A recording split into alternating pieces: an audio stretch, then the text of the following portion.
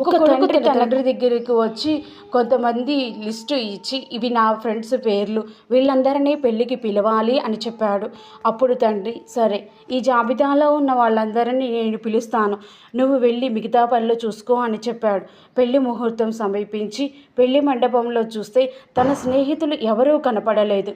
వెంటనే కొడుకు వాళ్ళ నాన్న దగ్గరికి వెళ్ళి, నాన్న, నీకు ఇచ్చిన 50 మంది జాబితాలో నా ఫ్రెండ్స్ పిలవలేదా అని అడిగాడు. అప్పుడు తండ్రి, నువ్వు ఇచ్చిన జాబితాలో వాళ్ళందరినీ నేను పిలిచాను, కానీ వాళ్ళకి నీ పెళ్ళి అని చెప్పలేదు.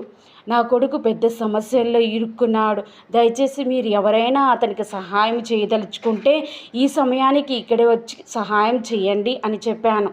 ఇప్పుడు ఎవరూ రాలేదంటే వాళ్ళందరూ నీ స్నేహితులు కాదు. నువ్వు సమయం కేటాయించడానికి తగిన సమయం దేవుడికి మాత్రమే, ఫ్రెండ్స్కి కాదు.